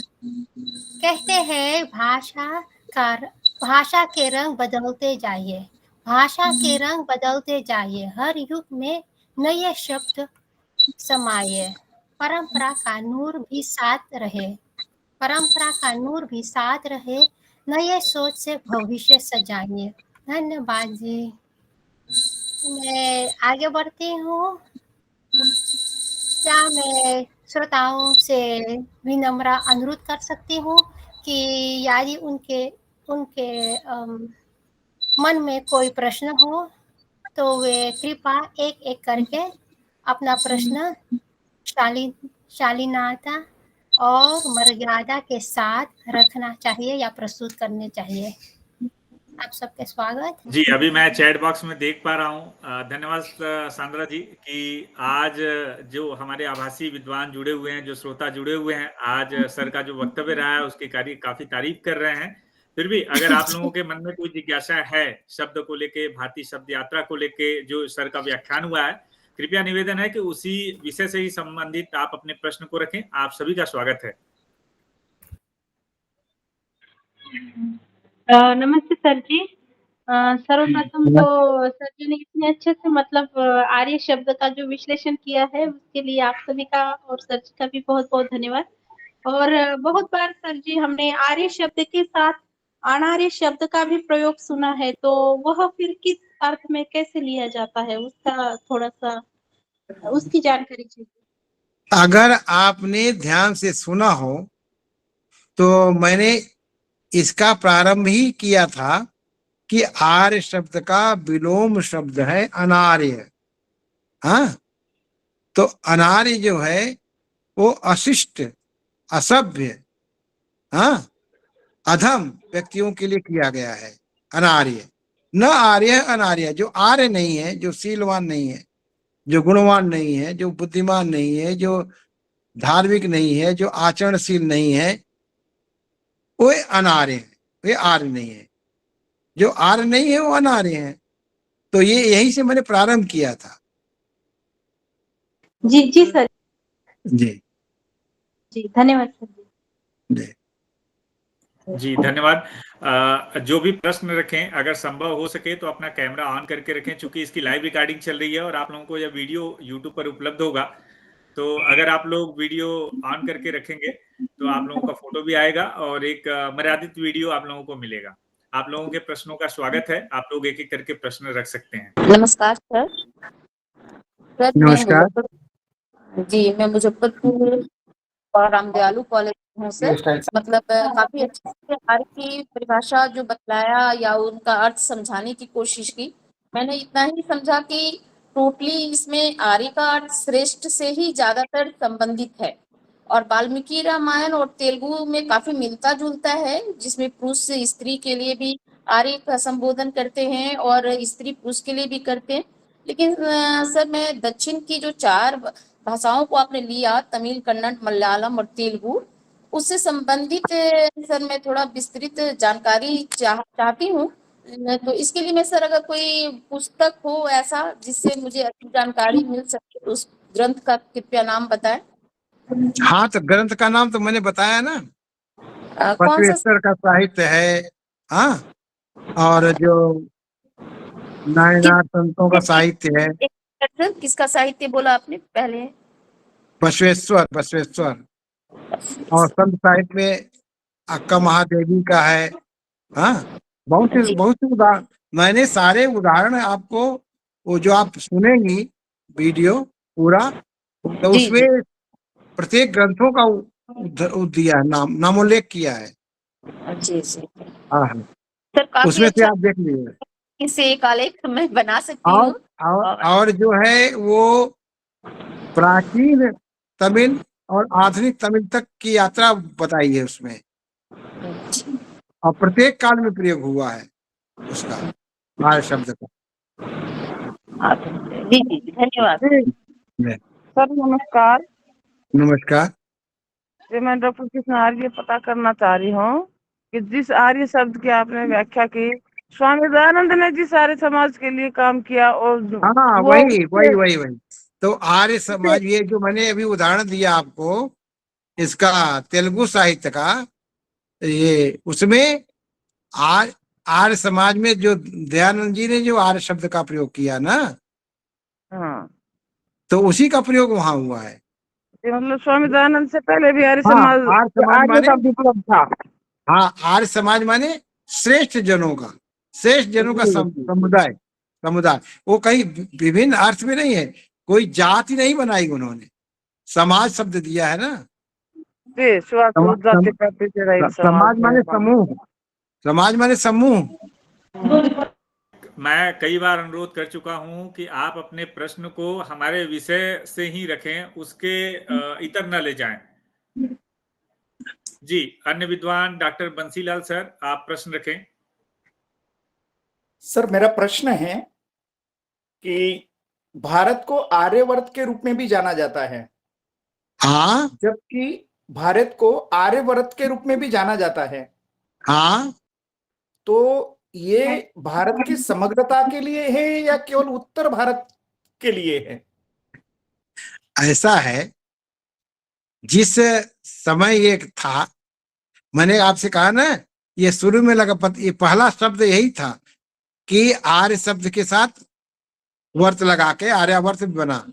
अब मैंने एक उदाहरण भी दिया था कि जब हम संकल्प पढ़ते हैं, ठीक है ना, संकल्प किसी धार्मिक कार्य के पहले संकल्प लेते हैं ना, कि अमुक नाम, अमुक गोत्र, अमुक स्थान, आर्यावर्तिक देशे, आर्यावर्त के देश में। हाँ, तो वो सबके लिए था, वो केवल उत्तर प्रदेश के लिए, उत्तर के लिए नहीं था। ये दक्षिण में भी संकल्प है, संकल्प तो सब जगह के लिए है। अब आप अगर पूरे व्याख्यान को ध्यान से सुने हो तो इसका जो बीज भाव है वो यही है कि यह स्थान सूचक है ही नहीं, ये जात सूचक मतलब नहीं है। ये तो जहां वे रहते हैं, जहां श्रेष्ठ जन निवास करते हैं, तो पूरी भारत भूमि ऐसी है, उसका विस्तृत अर्थ है, संकुचित अर्थ नहीं है। जी सर, धन्यवाद सर। जी, आभार सर। और किसी विद्वान का कोई प्रश्न है तो आप रखें। हाँ, नमस्कार सर, मैं बिलासपुर से बोल रही हूँ। जी सर मेरा ये है कि जो आर्यमन, तो आर्यमन में जो मन मुझे लगता है कि विशेषण लगा हुआ है। तो आर्यमन का अर्थ जहाँ तक मुझे मुझे ज्ञान हाँ है, इच्छा या हाँ साथी होता है। तो ये हाँ जाति, इच्छा या साथी मित्र आर्यमन का अर्थ, जहाँ तक मुझे ज्ञान है। क्या तो क्या बताया आपने? सर आर्यमन, यदि मन में, उसमें आर्य में मन विशेषण यदि जुड़ता है, तो जहाँ हाँ तक ज्ञान है कि उसका अर्थ मित्र या साथी होता है या इच्छा होती है, होता है। तो मैं ये जानना चाहती हूँ, तो फिर यहाँ पे आर्यमन जब शब्द बन जाता है तो वो क्या जातिवाचक हो जाएगा कि संबोधन के लिए उपयोग में आएगा? नहीं, ये जातिवाचक तो कहीं नहीं है, तो यहाँ कैसे होगा? आर्य मन माने श्रेष्ठ मन, जिसका मन बड़ा उदार है। हाँ, जी जी जिसका जिसका मन बहुत उदार है, उस ऐसे मन को आर्य मन कहेंगे। जैसे हमारे यहाँ कहा गया है, एक उक्ति है, श्लोक है कि अयम निजः परो वेत्ति गणना लघुचेत साम उदार चरिता नान्तु वसुधैव कुटुम्बकम। जो पूरी वसुधा को मानने का भाव रखता है वह आर्य मन है, उसका मन आर्य मन है, जी जो भेदभाव नहीं रखता। अयम सर, निज है, अपना है या पराया है। आर्य मन माने जी बड़ा मन वाला, बड़ा भाव रखने वाला, सबको समान मानने वाला। सर ये ये, है। जी जी वहाँ सर, ये जात आम, सूचक नहीं है। अच्छा अच्छा, जात ये सूचक तो है ही नहीं। जात सूचक का तो पूरे व्याख्यान में कहीं जात सूचक का ही तो खंडन किया गया है जी कि जी यार जी, कोई जात नहीं। हाँ, लेकिन वो मन लग गया था सर, इसलिए मैं पूछना चाह मैं रही थी। आर्य मन माने श्रेष्ठ मन, आर्य पथ माने श्रेष्ठ मार्ग। जी जी जहाँ आर्य लग गया तो श्रेष्ठ, श्रेष्ठतावाची हो गया। जी जी आर्य चरित्र, जी आर्य कर्तव्य माने श्रेष्ठ कर्तव्य, कुछ भी। जी। धन्यवाद सर। सर आपने मतलब आर्य शब्द की ऐसी व्याख्या की, कोई जिज्ञासा भी मन में जो भी थी सारी समाप्त हो गई, कुछ जिज्ञासा नहीं, तो बहुत ही अच्छा लगा सर आपका चलिए, यह धन्यवाद। कर। धन्यवाद मैडम, धन्यवाद जी धन्यवाद। हाँ सर जी। हम्म। हाँ भैया, प्रणाम साधु स्पर्श। हाँ भैया नमस्कार। भैया, आर्य और अनार्य, जो आर्य शब्द है स्त्री के लिए भी बोधक है? जी, अनार्य जो है आर्य का आर्य, विलोम है। आर्य शब्द जो है वो पुरुष के लिए ही बोधक है कि स्त्री के लिए भी बोधक है? नहीं नहीं, आर्य हो जाएगा वहाँ। से हम जब उसमें पढ़ते हैं, विज्ञान शाकुंतलम में पढ़ते हैं, तमाम ऐसे ग्रंथों में पढ़ते हैं आर्य शब्द, हाँ हाँ तो हाँ, पुरुष के लिए बोधक होता है कि स्त्री के लिए भी बोधक होता स्त्री है? के लिए भी, स्त्री के लिए भी है। स्त्रीवाची प्रत्यय लग जाएगा ना। अच्छा, तो उसमें क्या बोलेंगे हम उसको? आर्य। आर्य। हाँ, जैसे भद्रे कहते हैं। धन्यवाद ठीक है, सर। धन्यवाद और सर। किसी श्रोता का अगर कोई प्रश्न है तो रखें। जी सर, मेरा नाम नीलेश कुमार प्रजापति सर। नमस्ते सर। जी जी नमस्कार, नीलेश जी बोले। सर मैं ये जानना चाहता हूँ सर कि ये जो आर्य भाषा परिवार जो एक भाषा विज्ञान में पढ़ा जाता है और आर्य हाँ, समाज की जो इधर पढ़ा जाता है, ये दोनों में सर अंतर क्या है सर? देखिए, आर्य भाषा परिवार जो है, वो जो पूरा विभाजन है ना भाषाओं का, जी वो सर। अलग चीज है। वो अलग चीज है। आर्य समाज माने श्रेष्ठ लोगों का समाज, जो दयानंद के द्वारा प्रवर्तित किया गया। तो अब वहां भी आर्य भाषा माने श्रेष्ठ जनों की भाषा ही, ये अर्थ हम लेते हैं। वो आर्य भाषा, वो आर्य वहाँ वही वही अर्थ है। सब जगह आर्य का वही अर्थ है। वहाँ देशवाची नहीं है, वो जी जी सर। स्थानवाची नहीं है। जी सर, धन्यवाद सर। हाँ, जातवाची नहीं है। जी धन्यवाद सर। और किसी का कोई प्रश्न है तो रखें, अन्यथा हम कार्यक्रम को आगे बढ़ाएंगे। मैं सर चैट बॉक्स में एक प्रश्न देख रहा हूँ, सुधा क्लासेस नाम से कोई महोदया हैं, उन्होंने रखा है, आर्य के लिए श्रेष्ठ जन का अर्थ ध्वनित होता है, तो श्रेष्ठ जन के मानक या विशेषताएं क्या होनी अनुकूल है एवं आवश्यक है? देखिए, हाँ क्यों नहीं है। महेश्वरण गुप्त को याद रखें, भगवान भारत वर्ष में गूंजे हमारी भारती, आर्यजन जिनकी उतारे आरती। आर्यजन, आर्यजन का प्रयोग किया है, जयशंकर प्रसाद ने किया है, बहुत हमारे हिंदी कवियों ने किया है। बिल्कुल सर, मुझे लग रहा है जिन्होंने ये प्रश्न रखा था तो और उनको टीचर वैदिक मंत्रों से यज हवन संध्या संस्कार ये सब आवाज नहीं जा पा रही थी, नेटवर्क प्रॉब्लम आ गई थी, इसलिए मैंने लिख के चैट बॉक्स में पूछा था। नहीं ठीक Thank ठीक you, किया sir. ठीक किया। नमस्कार जी। जी नमस्कार जी मैम, क्या आपको आपके प्रश्न का उत्तर मिल गया या कोई और जिज्ञासाएं हैं? नहीं मुझे मिल गया, बहुत बहुत धन्यवाद सर। जी आभार जी। मुझे लग रहा है कि अब किसी का कोई प्रश्न नहीं है। वास्तव में सर ने आज इतना अच्छे से बताया है।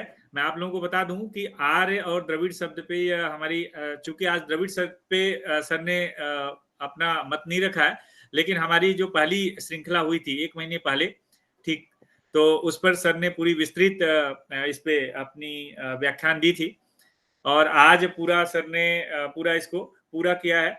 जो उत्तर उपनिषद काल से लेके हम देखें जो तमिल, तेलुगु, कन्नड़, मलयालम में आधुनिक साहित्य तक, जहां तक चर्चाएं वहां पर मिलती हैं पुस्तकों का संदर्भ लेते हुए। एक बड़ी अच्छी चीज है कि सर का जो भी व्याख्यान होता है वो सर संदर्भ देते हैं कि किस पुस्तक में क्या लिखा हुआ है। तो अगर आप लोगों को कोई भी शक संदेह हो तो आप पुस्तक का रेफरेंस ले सकते हैं, उसका संदर्भ ग्रहण करते हुए आप उसको देख सकते हैं।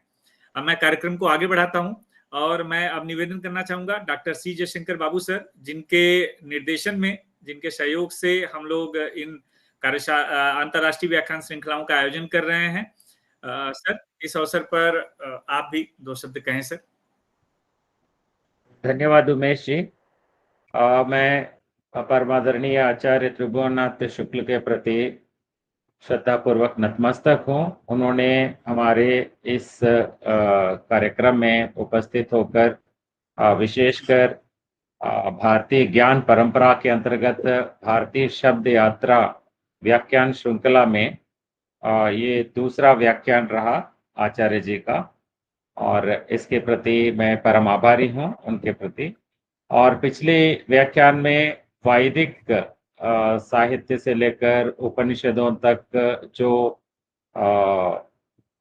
आर्य शब्द का प्रयोग हुआ है अलग अलग संदर्भों में, उसका अर्थ पर काफी विस्तार से, लगभग पिछली बार उन्होंने 2 घंटे तक व्याख्यान दिया था और लगभग 4 दशकों का उनका जो अनुभव है, तो उस अनुभव सार को हमारे सामने प्रस्तुत किया था। और आज उन्होंने फिर पुराणों के संदर्भ में और विशेषकर महाभारत, रामायण, महाभारत और गीता और विशेषकर दक्षिण भारतीय भाषाओं में भी आर्य शब्द का किस अर्थ में प्रयोग हुआ है स्पष्टतः उन्होंने हमारे समक्ष प्रस्तुत किया है। हर बार मैं देख रहा हूँ कुछ दोस्त जो भी जुड़ रहे हैं, तो व्याख्यान को ढंग से ना सुन के फिर कहीं विषय से हटकर या विषय में ही तोड़ मरोड़ के कुछ बातें रखना चाहते हैं। आपको पता है पूरा प्रोग्राम रिकॉर्डिंग हो रहा है और इसमें जैसे आचार्य जी के व्याख्यान पर कहा गया कि ये कहा आपने, ये कहा कहने के बाद आप चाहे तो देखिए, तो फिर से रिकॉर्डिंग आपके सामने हम पेश करेंगे। उन्होंने वो बात नहीं कही थी जिस पर आप लोग कह रहे हैं। तो जो बात कही है पहले उसको ध्यान से सुनकर उससे संबंधित जिज्ञासाओं का प्रकट किया जा सकता है, और यदि मान लीजिए आपका अलग से कोई जिज्ञासा उसको पूछा जा सकता है, मगर उन्होंने जो बात नहीं कही उन पर आरोपित करना जो है ये सभ्य नहीं होता। तो मुझे ऐसा ही लगा कि कहीं ध्यान से ना सुनकर कहीं सुनी हुई बात को यहाँ पे आरोपित करना भी सही नहीं है। और विशेषकर आर्यावर्त शब्द को लेकर जो सवाल किया गया और उसको बहुत स्पष्टता पूर्वक आचार्य जी ने जवाब दिया। हाँ, जरूर हमारे कोशों में तो एक पूर्वाग्रह के साथ उसको प्रस्तुत किया गया। कहीं कहीं कोशों में लिखा जाता है कि विंध्य पर्वत के उस पार के प्रदेश को आर्यावर्त कहा जाता है, लेकिन आचार्य जी ने बहुत स्पष्ट कर दिया समूचे भारत के संदर्भ में ही ये बात है। और हम लोग जहाँ भी जिस शुभ कार्य को भी करते हैं तो उस संदर्भ में जो भी मंत्र पढ़ते हैं उस संदर्भ में भी स्पष्टतः समूचे भारत की जो प्राण धाराएं हैं तो उनका भी उदाहरण लेते हुए हम बात करते हैं। तो उसमें स्पष्ट है आर्यावर्त शब्द का स्पष्ट अर्थ इसी दृष्टि से लिया गया है। लेकिन आचार्य जी ने यह भी स्पष्ट कर दिया यहाँ पे स्थान सूचक या जाति सूचक अर्थ में ये प्रयोग नहीं है बिल्कुल। तो मतलब यहाँ एक आदर्श या एक नैतिकता, एक विशिष्टता की दृष्टि से ही शब्द का प्रयोग हुआ है, श्रेष्ठता वाचक के रूप में शब्द का प्रयोग हुआ है, और कई सारे ऐसे पर्यायों का आचार्य जी ने प्रयोग किया है कि जिस अर्थ में आर्य शब्द का प्रयोग हुआ है। तो शुरुआत में ही जैसे हर जगह जिस कोश में भी हम जो अर्थ देखते हैं तो उसका विपर्यार्थ के जो शब्द होते हैं उस दृष्टि से अनार्य शब्द का सूचन करते हुए हमारे सामने उन्होंने उसका स्पष्टीकरण दिया है। और मुझे बहुत ही अच्छा लगा कि आचार्य जी ने पूरे दक्षिण की भाषाओं को, विशेषकर यहाँ की जो प्रमुख भाषाएं तमिल, तेलुगु, कन्नड़ और मलयालम भाषाओं में विभिन्न ग्रंथों में, मतलब प्राचीन समय से लेकर आधुनिक समय तक जो भी अलग अलग साहित्य ग्रंथों में प्रयोग हुआ है उसका उन्होंने उल्लेख किया है। लेकिन एक बिंदु पर मैं जोड़ना चाह रहा था यहाँ पे, जो आचार्य जी ने प्रयोग किया है, विशेषकर अगनानूरू और पुरनानूरू का जो संदर्भ है तमिल साहित्य में, तमिल संगम साहित्य में, वहां पे ये अगम और पुरम की दृष्टि, अगम यहाँ पे विशेषकर आंतरिक के रूप में और पुरम का मतलब बाह्य की दृष्टि से यहाँ पे तो वर्णन मिलता है संगम साहित्य में। और उसमें फिर अगनानूरू का वहाँ उद्देश्य है 400 प्रेम कविताएं हैं, और पुरनानूरू जो भी है तो वीर परक 400 काव्य और वीर का भी कह सकते हैं, हाँ वीर, सो वीर का भी कह सकते हैं। और उन्हीं को मतलब जो पुरनानूरू कहा गया उनको दूसरे शब्दों में पुरप पाटू भी कहते हैं, मतलब पाटू का मतलब ये गीत है।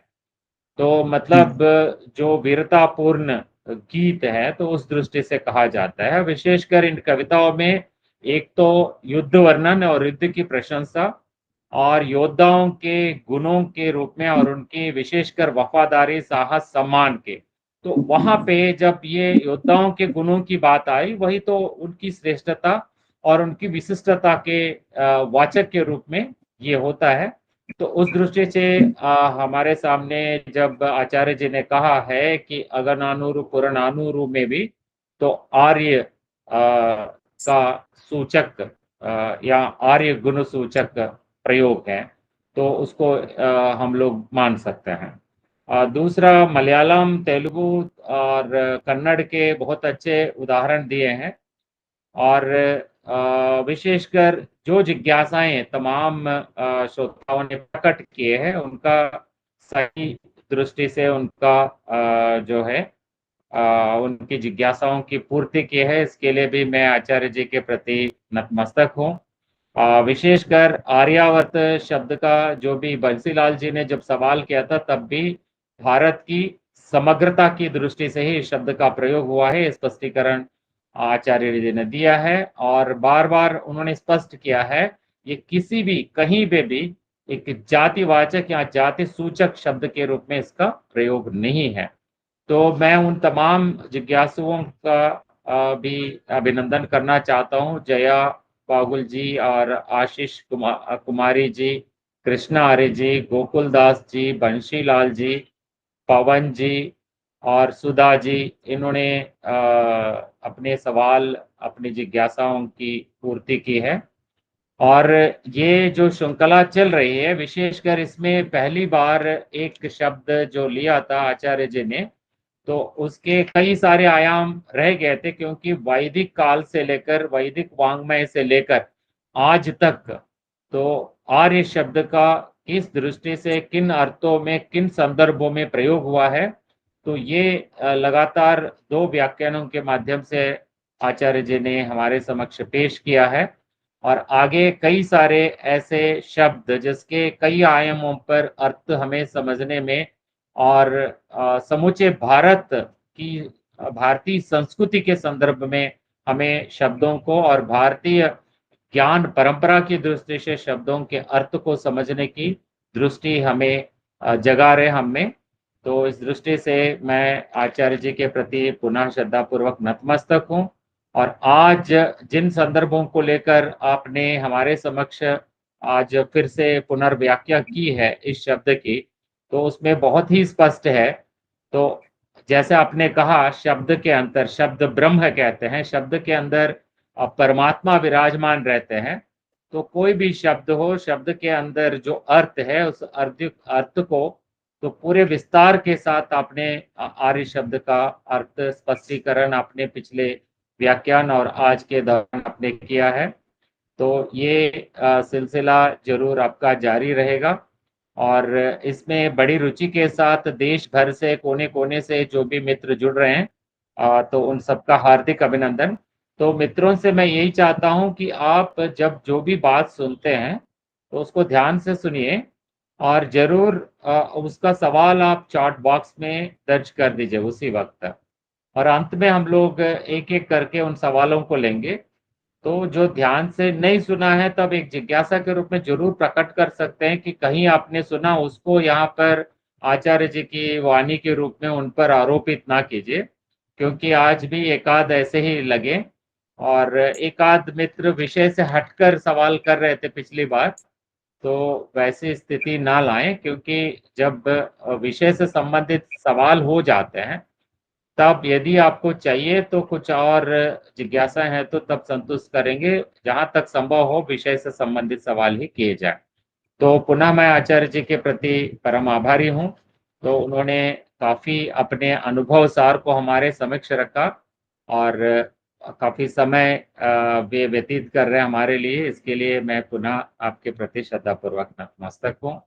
और मित्रवर भाई उमेश जी के प्रति, और आज संचालन करने वाली संद्रा जी, 7 समुंदर पार से उन्होंने इस कार्यक्रम का संचालन किया बड़ी निष्ठा पूर्वक। तो आज आधे घंटे पहले ही वे जुड़ी रही और पूरी निष्ठा के साथ उन्होंने इस कार्यक्रम का संचालन किया। और तमाम मित्र जो भी हमारे इस कार्यक्रम के साथ जुड़कर, अनुपमा जी और अन्य तमाम मित्र जो भी जुड़कर इस कार्यक्रम को सफल बनाते हैं, तो उन सबके प्रति मैं परम आभारी हूं। और हमारी इस ऑनलाइन पाठ्यक्रम में हेमा जोशी जी और कई सारे मित्र जो है तमाम प्रतिभागियों के लिए मार्गदर्शन करते रहते हैं और पूरा का पूरा भार उमेश जी लेकर चलते रहते हैं 24 घंटे दिन रात। तभी तो ये कार्यक्रम आयोजन और संचालन, और इसके बाद विशेषकर कार्यक्रम के संचालन के बाद इसका जो वीडियो आपको उपलब्ध करवाया जा रहा है, जिससे जिन्होंने देर से जुड़कर मतलब कार्यक्रम का पूरा लाभ नहीं उठाया, वे जरूर पुनः सुनकर, तो आपकी कोई और जिज्ञासा रह गई है तो अगले कार्यशाला में या अगले व्याख्यान के दौरान आप कर सकते हैं। पुनः सबके प्रति आभार और कार्यक्रम आगे बढ़ाने के लिए उमेश जी को सौंप। जी बहुत बहुत आभार, धन्यवाद सर। हमेशा की तरह आपका एक बार पुनः ये वक्तव्य हम लोगों के लिए प्रेरणादायी रहा है। मैं जो साथी अभी चैट बॉक्स में मैं देख पा रहा हूं कि कुछ, मैं लगातार मॉनिटर भी कर रहा हूं चूंकि जिम्मेदारी मुझे दी गई है निष्ठापूर्वक निभाने के लिए। मैं देख पा रहा हूं कि कुछ लोग 2 मिनट पहले जुड़े हैं और वो फीडबैक लिंक मांग रहे हैं। बताइए क्या यह यहाँ पर प्रमाण पत्र का बाजारीकरण करने के लिए ये चलाया जा रहा है? अगर इस चक्कर में आप लोग जुड़ रहे हैं तो मैं करबद्ध निवेदन करूंगा कि ऐसा न करें, क्योंकि आचार्य जी का एक लंबा चिंतन यात्रा रहा है। करीब 40-45 साल उन्होंने अध्ययन किया है और अध्ययन करने के बाद निःशुल्क आप लोगों को वह ज्ञानदान इस पटल के माध्यम से दे रहे हैं। आप लोगों को बता दूं कि सर के मार्गदर्शन में हम 2 अंतर्राष्ट्रीय व्याख्यान श्रृंखलाएं चला रहे हैं। जो आज का कार्यक्रम है पांडिचेरी केंद्रीय विश्वविद्यालय के हिंदी विभाग और विश्व ज्ञानपीठ प्रयागराज के संयुक्त तत्वावधान में हम लोग आयोजित कर रहे हैं, भारतीय ज्ञान परंपरा के अंतर्गत भारतीय शब्द यात्रा। और आज दूसरी हमारी इसकी व्याख्यान श्रृंखला रही है। अगर आप लोग वास्तव में आर्य शब्द को शुरू से लेके अभी तक की पूरी यात्रा आप समझना चाहते हैं तो इसके पहले हम 1 महीने पहले की वीडियो है हमारे भाषा प्रौद्योगिकी यूट्यूब चैनल पर, जिसका लिंक मैं कई बार चैट बॉक्स में उपलब्ध कराया हूं, आप वहां से ले सकते हैं। और आज का जो वीडियो है, आज की बहुमूल्य वीडियो, वो कल तक आपको हमारे चैनल पर मिल जाएगा। इसके साथ साथ हम जो दूसरी श्रृंखला चला रहे हैं प्रत्येक महीने के पूर्णमासी के दिन सर के ही वक्तव्य के माध्यम से हम लोग चला रहे हैं, जो शिक्षा मंत्रालय और पांडिचेरी केंद्रीय विश्वविद्यालय द्वारा ही चलाया जा रहा है। वो शीर्षक है भारतीय ज्ञान यात्रा के अंतर्गत भारतीय चिंतन परंपरा, जिस पर सर का 2 वक्तव्य हो चुका है और अगला तीसरा जो वक्तव्य है अगली 10 तारीख को है। 10 तारीख को पूर्णवासी है और उसी दिन हम लोग फिर सर का एक बहुमूल्य जो व्याख्यान है हम लोग सुनेंगे। इसके साथ साथ हम लोग भाषा प्रौद्योगिकी जो पाठ्यक्रम है स्वयं पोर्टल पर निःशुल्क उपलब्ध है आप लोगों के लिए, आपकी ज्ञान चेतना को जागृत करने के लिए, उसमें निरंतर विकास करने के लिए, कुछ सीखने के लिए।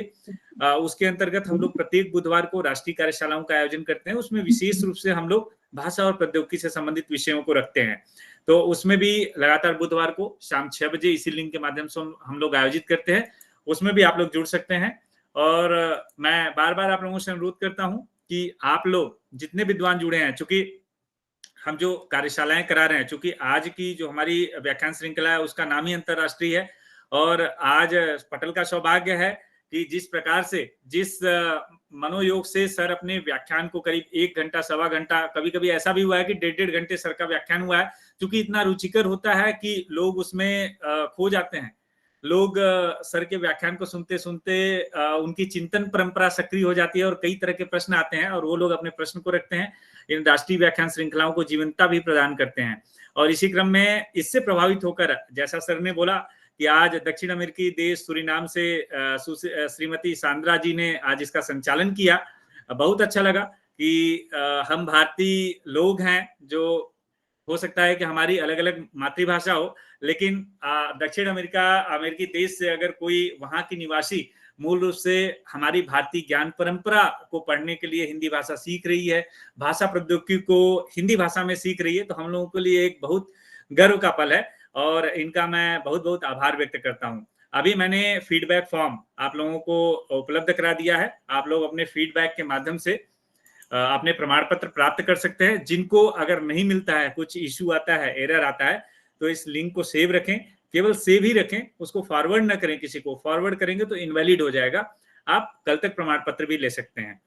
प्रमाण पत्र आपको स्वचालित मशीन द्वारा भेज दिया जाता है। अगर पहली बार आप भर रहे हैं तो आप अपने ईमेल के स्पैम फोल्डर में चेक कर लें, वहां पर आपको अवश्य मिल जाएगा। अगर फीडबैक फॉर्म जब आप सबमिट करते हैं तो वहां पर एक पॉपअप मैसेज आता है कि आपका फीडबैक, अपना फीडबैक हमारे तक भेजने के लिए आपका बहुत बहुत धन्यवाद, आपको शीघ्र ही ई प्रमाण पत्र भेजा जाएगा। अगर इस तरह से आपको पॉपअप मैसेज आया है तो आप 100% मानिए कि आपको प्रमाण पत्र भेजा जाएगा।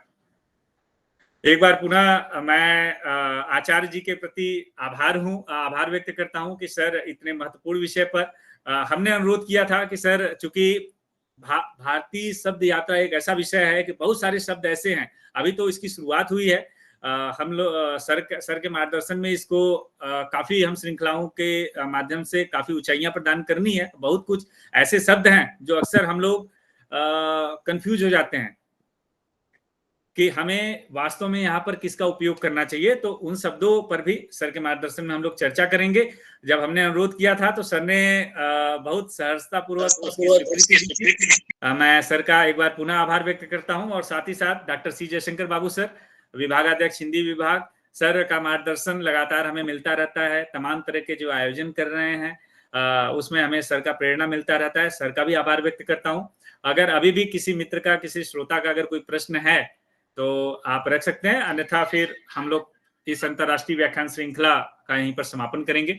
नमस्कार सर, मैं जिला बड़वानी मध्य प्रदेश से बोल रहा हूँ। सर, आज का कार्यक्रम काफी ज्ञानवर्धक रहा और आदरणीय आचार्य जी ने जो बातें बताई सर, आर्य शब्द के संबंधित में काफी हमें उसका लाभ मिला और हम तो चाहते हैं सर कि ऐसे कार्यक्रम होते रहे।